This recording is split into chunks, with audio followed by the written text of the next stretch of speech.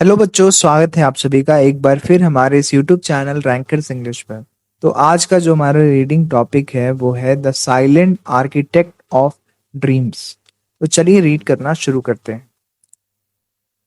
In the heart of a bustling town lived a young man named Vikram.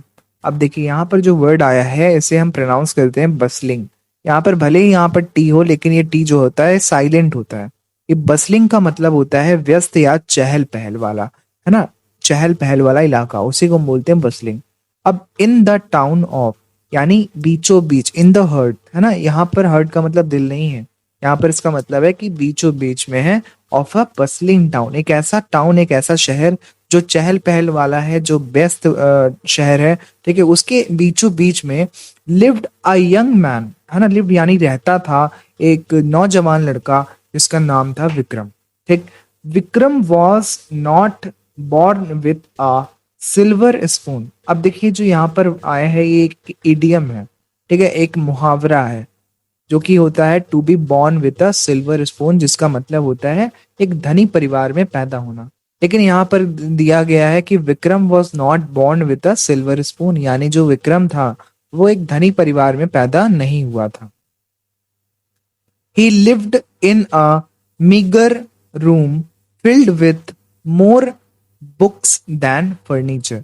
अब देखिए ही lived, वो रहता था। देखिए जितनी भी जो स्टोरीज लिखी जाती हैं वो पास्ट टेंस में लिखी जाती हैं। आपको वर्ब या तो सेकेंड फॉर्म में दिखेंगी या तो थर्ड फॉर्म में दिखेंगी, ठीक है। तो यहाँ पर लिव्ड यानी वो रहता था इन अ मीगर। मीगर का मतलब होता है बहुत कम, ठीक है। लेकिन यहाँ पर इसका सेंस है यानी साधारण सा, एक छोटा सा, ठीक। तो ही lived in a meagre room यानी एक छोटे से रूम में, जो कि फिल्ड विथ मतलब होता है भरा हुआ, मोर बुक्स देन फर्नीचर। अब देखिए यहाँ पर कंपैरिजन डिग्री यूज हुई है, डिग्री ऑफ कंपैरिजन, एडजेक्टिव का डिग्री ऑफ कंपैरिजन यूज हुआ है। More than, more books than furniture यानी, है ना, फर्नीचर से ज्यादा किताबें उस रूम में भरी हुई थी। His life was a cycle of waking up before the sun and sleeping long after the moon had reached its peak. अब देखिए उसकी जो लाइफ थी, उसकी जो जिंदगी थी, वो एक क्या हो चुकी थी, एक ऐसी रूटीन। साइकिल का मतलब होता है चक्र, तो एक कहने का मतलब ही एक उसका क्या हो गया था, एक रूटीन बन गया था कि वो वेकिंग अप बिफोर द सन यानी सूरज के उगने से पहले जागता था, and sleeping long after the moon had reached its peak, यानी जो चंद्रमा है जब वो अपने पीक पर, जब एकदम पीक पर पहुंच जाता था उसके बाद वो सोता था, ठीक है। उसकी एक रूटीन बन चुकी थी। While his friends spent their evenings in cafes, Vikram was always found in the corner of the local library, lost in the world of logic and grammar. अब कह रहा है कि जहां, वाइल का मतलब जहां, जहां उसके जो फ्रेंड्स थे, वो स्पेंड का मतलब होता है खर्च करना, लेकिन यहाँ पर है कि वो बिताते थे, मतलब बिताना। जबकि जो उसके फ्रेंड्स थे वो अपनी जो शाम थी, अपने इवनिंग्स को, शाम को बिताते थे कहाँ पर, कैफेज में, ठीक है। विक्रम, जहां पर विक्रम क्या करता था, Vikram was always found in the corner of the local library. जो विक्रम था वो हमेशा पाया जाता था कहाँ पर, कॉर्नर यानी कोने में, लोकल लाइब्रेरी के कोने में पाया जाता था। और खोया, लॉस्ट मतलब होता है खोया, तो खोया हुआ रहता था अपने वर्ल्ड में, है ना। वर्ल्ड ऑफ लॉजिक यानी तर्क के दुनिया में और व्याकरण की दुनिया में खोया रहता था। Vikram was a diligent observer of human nature. अब देखिए डिलिजेंट यहाँ पर वर्ड आया है, इसका मतलब होता है मेहनती, है ना। कोई जो मेहनती व्यक्ति होता है उसी को हम बोलते हैं डिलिजेंट। तो जो विक्रम था वो एक मेहनती था। ऑब्जर्वर का मतलब होता है अवलोकन करता, जो होता है जो अवलोकन करता है उसी को हम ऑब्जर्वर कहते हैं। तो ये जो विक्रम था ये ह्यूमन नेचर यानी जो मानव का नेचर होता है उस उसका एक क्या था, एक अवलोकन करता था, एक मेहनती अवलोकन करता था। एवरी मॉर्निंग, हर शाम के वक्त, he would sit under the ancient banyan tree waiting for someone to approach him. अब कह रहा है, देखिए यहाँ पर जो वुड आया है ना, ये वुड किसी पास्ट हैबिट को शो करता है। अब वुड हो गया, यूज टू हो गया, ये ऐसे वर्ड्स हैं जो आपके पास्ट हैबिट शो करने का काम करते हैं। यहाँ पर आप देख रहे हो एवरी, हर हर शाम की बात कर रहे हैं, तो एवरी इवनिंग यानी हर शाम के वक्त he would sit under the ancient banyan tree, यानी वो बैठा करता था अंडर यानी नीचे, एक प्राचीन बरगद के पेड़ के नीचे वो बैठा करता था। वेटिंग फॉर यानी इंतजार करता था समवन किसी का, टू अप्रोच हिम, है ना, ऐसे व्यक्ति का इंतजार करता था जो उसके पास आए। वन डे, एक दिन, a young ambitious traveller named Aryan arrived in Songarh. कह रहा है कि एक दिन एक यंग यानी एक नौजवान, एम्बिशियस यानी होता है महत्वाकांक्षी, तो महत्वाकांक्षी ट्रैवलर यानी यात्री, नेम जिसका नाम था आर्यन, अराइव्ड इन सोमगढ़ यानी वो पहुंचा Somgarh. Aryan was a man of many words. अब देखिए जो मैन ऑफ मैनी वर्ड्स है ये भी एक इडियम है, ये भी एक क्या है, ये भी एक मुहावरा है। इसका मतलब होता है ऐसा व्यक्ति जो बहुत बात करता हो, या बातूनी व्यक्ति को ही हम क्या बोलते हैं, man of many words. Aryan क्या था, एक बातूनी व्यक्ति था। ही टॉक्ड इनसेसेंटली, जो ये वर्ड आया है इसका, इसको प्रोनाउंस करते हैं इनसेसेंटली, इसका मतलब होता है लगातार या बिना रुके। About his achievements and his thirst for power. अब कह रहा है कि ही टॉक्ड, वो बातें करता था, लगातार बात करता था, अबाउट हिज अचीवमेंट्स, अपने अचीवमेंट्स के बारे में, ठीक है, अपने उपलब्धियों के बारे में, और and his thirst for power, और अपने जो सत्ता की, थर्स्ट का मतलब होता प्यास, तो जो सत्ता की प्यास के बारे में बात करता था। However, the silence of the village began to exasperate him. अब इसको प्रोनाउंस करते हैं exasperate, जिसका मतलब होता है चिढ़ाना या परेशान कर, ठीक है। तो जो however यानी हालांकि, जो साइलेंस था, जो शांति थी, ऑफ द विलेज यानी उस गांव में जो शांति थी, बिगिन, देखो बिगिन, बिगैन, बिगन होता है, तो बिगिन का मतलब होता है शुरुआत करना या शुरू होना। तो जो साइलेंस था, जो शांति थी उस गांव में, वो मतलब क्या होने लगी, शुरू होने लगी, एग्जैस्परेट हिम, उसे मतलब परेशान करने लगी। He couldn't understand how people lived without the constant हम ऑफ कन्वर्सेशन। अब देखिए हम का मतलब होता है गूंज, ठीक है, तो यहाँ पर कह रहा है कि ही कुडंट अंडरस्टैंड, वो नहीं समझ पा रहा था कि हाउ पीपल लिव्ड विदाउट, कैसे लोग रह रहे हैं बिना कांस्टेंट, बिना निरंतर गूंज के, ऑफ कन्वर्सेशन यानी बातचीत के, गूंज, बिना गूंज के कैसे लोग मतलब रह पा रहे हैं। Aryan approached Vikram and asked. Aryan जो था वो मतलब विक्रम के पास गया और पूछा, old man, why does this village शन द ब्यूटी ऑफ स्पीच। यानी उसने पूछा, जो आर्यन था उसने विक्रम से पूछा कि ओल्ड मैन यानी बूढ़े व्यक्ति, क्यों जो ये विलेज है वो ब्यूटी ऑफ स्पीच का मतलब होता है जो बात करने की जो कला है, जो ब्यूटी है, जो सुंदरता है, ठीक है, जो बोलने की सुंदरता है, उससे विलेज जो है क्यों मतलब त्याग रहा है या दूर रह रहा है, ठीक है। शन का क्या मतलब होता है, इसे प्रोनाउंस करते हैं शन, और इसका मतलब होता है त्यागना या दूर रहना। तो उसी जो विक्रम, आर्यन था, वो विक्रम से पूछता है कि बूढ़े व्यक्ति, क्यों जो ये विलेज है ये ब्यूटी ऑफ स्पीच यानी जो बोलने की सुंदरता है उससे क्यों दूर भाग रहा है या क्यों उसे त्याग रहा है। इट फील्स एज दो everyone here is living in a state of मेलनकली। अब देखिए ये जो वर्ड आया है मेलनकली, इसे प्रोनाउंस करते हैं ना मेलनकली, और इसका मतलब होता है उदासी या शोक।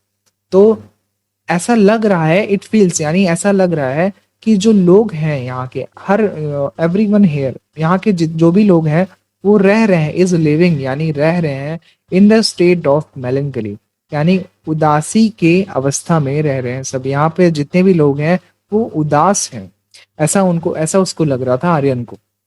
Vikram looked up, his eyes reflecting a deep hidden wisdom. अब कह रहा है कि जो विक्रम है वो लुक्ड अप यानी ऊपर देखता है, और हिज आईज, और जो उसकी आंखें हैं, वो दर्शा रही है। रिफ्लेक्टिंग का मतलब यहाँ पर दर्शाना है। क्या दर्शा रही हैं? अ डीप हिडन विजडम, एक गहरा और एक छुपा हुआ, है ना। विजडम का मतलब होता है बुद्धिमता। ठीक है, तो एक बुद्धिमता को दर्शा रही है, एक गहरी और छुपी हुई। We do not hate speech, young man, he replied softly. अब देखो, आर्यन ने पूछा था, ठीक है, विक्रम से, तो विक्रम ने रिप्लाई किया सॉफ्टली, यानी ना ही रिप्लाइड। यहाँ पर विक्रम की बात हो रही है। विक्रम ने रिप्लाई किया बहुत धीरे से, बहुत सॉफ्टली तरीके से, कि we do not hate speech. हम बोल स्पीच का मतलब बोलना, तो हम बोलने को मतलब नफरत नहीं कर रहे हैं, बोलने से नफरत नहीं कर रहे। यंग मैन उसको संबोधित करते हुए बोल रहा है। We simply abhor the misuse of it. हम केवल क्या कर रहे हैं? अबोर कर रहे हैं, घृणा करते हैं, है ना, उसके मिसयूज से, यानी उसके दुरुपयोग से। ठीक है। इन योर वर्ल्ड, तुम्हारी दुनिया में, words words are use to mask the truth. अब देखिए यहाँ पर यूज टू आया, मैंने अभी आपको बताया था कि यूज टू या फिर वुड जो है ये पास्ट हैबिट दिखाता है तब जब ये मेन वर्ब हो। ठीक है, लेकिन यहाँ पर ये मेन वर्ब नहीं है। यहाँ पर ये पैसिव वॉइस में जो सेंटेंस है वो पैसिव वॉइस में लिखा गया है। पैसिव वॉइस में तब लिखा जाता है जब जो कर्ता होता है, जो सब्जेक्ट होता है, वो इम्पॉर्टेंट नहीं होता है। तो यहाँ पर आप देख रहे हो, इन योर वर्ल्ड, तुम्हारे दुनिया में जो वर्ड्स हैं उसे यूज किया जाता है सच्चाई को छिपाने में। मास्क का मतलब होता है छिपाना, तो सच्चाई को छिपाने में। और here silence is used to find it. और यहाँ पर जो साइलेंस है, यानी जो मौन है, जो शांति है, इज यूज उसे यूज किया जाता है इसे खोजने में। एंट्रिग्ड, ये वर्ड जो है इसे प्रोनाउंस करते हैं एंट्रिग्ड। इसका मतलब होता है उत्सुक या दिलचस्प, दिलचस्पी पैदा करना। तो intrigued, Aryan challenged Vikram to a wager. Wager का मतलब होता है शर्त। ठीक है, तो यहाँ पर कह रहा है कि उत्सुकता से या दिलचस्पी पैदा करना। तो उत्सुकता से आर्यन ने चैलेंज कर दिया, है ना, चुनौती दे दी विक्रम को, टू अ वेजर, यानी एक शर्त, है ना, शर्त के लिए उसे कहा कि मैं तुम्हें चैलेंज करता हूँ शर्त के लिए। He claimed he could stay silent for 3 days if Vikram showed him what was inside the velvet sack। अब देखिए, वेलवेट का मतलब होता है थोड़ा से कोमल टाइप का होता है ना। आपने वेलवेट पेपर देखा होगा, अगर आप, है ना, स्कूल में प्रोजेक्ट्स बनाए होंगे तो आपको जरूर पता होगा वेलवेट क्या होता है। ठीक है, थोड़ा कोमल टाइप का होता है पेपर, हाँ, तो वही है। तो सैक का मतलब होता है थैला, या फिर ठीक है, थैला ही को बोलते हैं, या फिर हम बोरी को बोलते हैं सैक। तो जो कह रहा है कि ही क्लेम, उसने क्या किया, उसने दावा किया, ही कुड स्टे, वो रह सकेगा, साइलेंट यानी शांत, फॉर 3 days, 3 दिनों तक। इफ, यहाँ पर इफ आया है, इफ विक्रम शोड हिम, अगर विक्रम क्या करे, उसे दिखाए कि वॉट वॉज इनसाइड, क्या है उसके अंदर, द वेलवेट सैक, यानी उस बोरे में या उस थैले में, वेलवेट मखमली जो थैला था उसके अंदर क्या है, अगर वो दिखाए तो वो 3 दिन साइलेंट रहेगा। विक्रम एग्रीड, अब जो विक्रम था वो मान गया। ऑन द फर्स्ट डे, ठीक है, on the first day Aryan struggle. अब आर्यन ने ही तो शर्त लगाई थी, तो पहले दिन जो आर्यन था वो स्ट्रगल यानी संघर्ष करते हुए, तो उसको अर्ज हो रही थी, उसे मतलब इच्छा जाग रही थी कि वो बोस्ट करे, to boast about his travel was paramount. अब देखें, द अर्ज का मतलब होता है इच्छा होना, तो उसे इच्छा हो रही थी कि वो बोस्ट करे। बोस्ट का मतलब होता है डींगे मारना, तो वो डींगे मारने की उसकी इच्छा हो रही थी अबाउट हिज ट्रैवल, उसके जो उस ट्रैवल कर रहा था उसके बारे में, कि क्या, कि वॉज पैरामाउंट यानी सबसे महत्वपूर्ण है। By the second day his restlessness began to subside. अब दूसरे दिन, बाय द सेकेंड डे यानी दूसरे दिन, हिज रेस्टलेसनेस, अब देखिए रेस्टलेसनेस का मतलब होता है बेचैनी, तो जो उसकी बेचैनी थी वो क्या हुई, कम होना शुरू हो गई। He started noticing things he had never seen before। कह रहा है कि started noticing, वो ऐसी चीज पर गौर करने लगा, he had never seen before, जो कि वो पहले कभी नहीं देखा था। जैसे एग्जाम्पल यहाँ पर दिया है, the rhythmic swing of the wheat field, यानी जो एक रिदमिक का मतलब होता है लयबद्ध, तो एक लयबद्ध मतलब पैटर्न में हिलना, जो व्हीट फील्ड का यानी जो गेहूं का खेत था उसका हिलना। एंड द स्टिल, देखिए यहाँ पर जो ये वर्ड आया है ये है स्टल, ठीक है, इससे प्रोनाउंस करते हैं स्टल, यानी हल्का या हल्का होता है इसका मतलब। तो यहाँ कह रहा है कि the stall smiles of the elders, यानी एक हल्की सी स्माइल जो है ना बुजुर्गों की हल्की सी स्माइल वो नोटिस करता है। And the intricate patterns of the clouds. अब देखिए इंट्रिकेट का मतलब होता है जटिल या पेचीदा। तो फिर वो नोटिस करता है कि जो क्लाउड है, जो बादल है ना, बादल की जो जटिल पैटर्न है उसे वो, ठीक है, नोटिस करता है। By the third day a profound transformation had occurred. कह रहा है कि बाय द थर्ड डे यानी तीसरे दिन तक, अब प्रोफाउंड, प्रोफाउंड का मतलब होता है गहरा या अत्यंत, ट्रांसफॉर्मेशन मतलब परिवर्तन, और अकर्ड का मतलब होता है कोई चीज होना। तो कह रहा है कि गहरा परिवर्तन हो चुका था, ठीक है। Aryan no longer felt the need to fill the air with noise. अब कह रहा है कि जो आर्यन था नो लॉन्गर, अब उसे फील, फील की सेकेंड फॉर्म होता है फेल्ट। तो कह रहा है कि आर्यन को अब ऐसा नहीं लगता था कि कोई जरूरत है, द नीड है ना, टू फिल यानी भरने की, उस एयर को यानी उस एटमॉस्फेयर को, उस वातावरण को, विथ नॉइस यानी शोर से।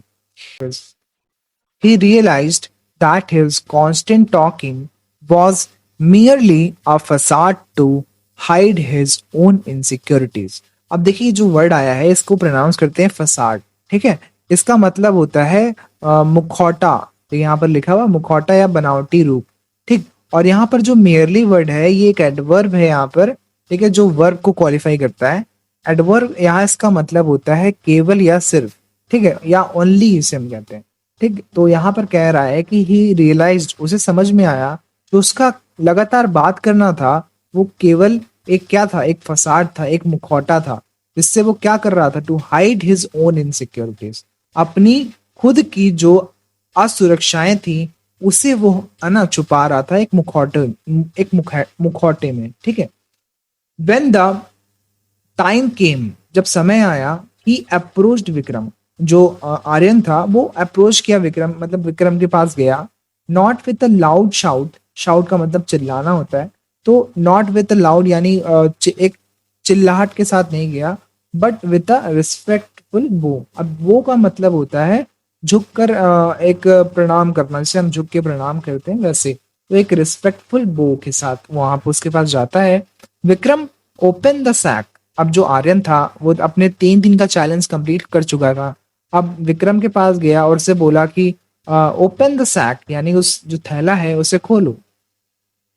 टू आर्यन सरप्राइज, अब देखो यहाँ पर ये जो आया ना एक फ्रेज है, ठीक है, टू वंस सरप्राइज, इसका मतलब होता है कि किसी के लिए आश्चर्य की बात होना। तो आर्यन के लिए एक आश्चर्य की बात थी कि वो जो थैला था वो इट वॉज एम्प्टी, वो एक क्या था, वो खाली था। एम्प्टी का मतलब होता है खाली। There is nothing in the in here, Aryan whispered, whispered का मतलब होता है फुसफुसाना। तो यहाँ पर कह रहा है कि जो आर्यन था उसने फुसफुसाया कि इसमें तो कुछ भी नहीं है। एग्जैक्टली विक्रम स्माइल, जो विक्रम था, ये विक्रम था, तो विक्रम मुस्कुराते हुए बोला कि एग्जैक्टली है ना, the sack represents the ego, जो सैक है, जो बोरी है, जो थैला है, ठीक है, वो क्या रिप्रेजेंट कर रहा है, वो ईगो को रिप्रेजेंट कर रहा है। It is heavy when you think it is full of your achievements, कह रहा है कि ये भारी हो जाता है जब आप सोचते हो कि ये भरा हुआ है ना, with full of your achievement, यानी आपकी जो उपलब्धियां हैं वो उससे भरा हुआ है। बट वंस, लेकिन एक बार, you realise that your words are often empty, जब आपको एक बार समझ में आता है कि आपके जो वर्ड्स हैं, आपके जो शब्द हैं वो अक्सर क्या है, खाली हैं। तो जो बर्डन है, जो भारीपन है, वो क्या हो जाता है, हल्का हो जाता है, वो कम हो जाता है। You have finally relinquished your need for validation through noise, कह रहा है यू हैव फाइनली यानी आप अंततः में, रिलिंक्विश का मतलब होता है त्यागना या छोड़ देना। तो रिलिंक्विश यानी छोड़ दिया, योर नीड फॉर वैलिडेशन, जो तुम्हारी जरूरत थी मान्यता के लिए, ठीक है, थ्रू नॉइस यानी शोर, शोर से। कहने का मतलब ये है कि तुमने आखिरकार शोर के माध्यम से मान्यता, जो वैलिडेशन है इसको बोलते हैं मान्यता, मान्यता प्राप्त करने की अपनी आवश्यकताएं को त्याग दिया। ठीक है, तो चलिए next. Aryan stayed in Somgarh for another month, जो आर्यन था वो रुक गया उस सोमगढ़ में फॉर अनदर मंथ, यानी वो अगले वाले मंथ, अगले वाले महीने के लिए भी रुक गया। Learning the art of meaningful speech, और वो सीख रहा था, है ना, उस आर्ट को, मीनिंगफुल स्पीच यानी महत्वपूर्ण जो बातें होती हैं केवल उसी को वो सीख रहा था। When he finally left, जब वो लास्ट में चला गया, लेफ्ट यानी छोड़ दिया, है ना, he was not just a traveler, ठीक है, वो केवल यात्री नहीं था, he was a man of integrity। अब देखिए, एक एक ये भी एक इडियम है, मैन ऑफ इंटीग्रिटी का मतलब होता है ईमानदार व्यक्ति, ठीक है, ईमानदार आदमी। तो ये जो अब वो क्या हो चुका था, अब एक ईमानदार व्यक्ति हो चुका था। He realised that to truly communicate, यानी उसे एहसास हुआ कि बातचीत करने के लिए, कम्युनिकेट करने के लिए one must first learn the language of soul, यानी एक इंसान को पहले, है ना, सोल का मतलब होता है आत्मा, तो आत्मा की भाषा सीखनी चाहिए, which is spoken only in the chambers of silence. यानी यानी कह रहा है कि उसने महसूस किया कि वास्तव में संवाद करने, यानी जो कम्युनिकेट करने के लिए व्यक्ति को पहले आत्मा की भाषा सीखनी चाहिए, जो केवल मौन की कक्षों में बोली जाती है। His journey to Somgarh was no longer a mere trip. It was an epoch in his life that changed his destiny forever.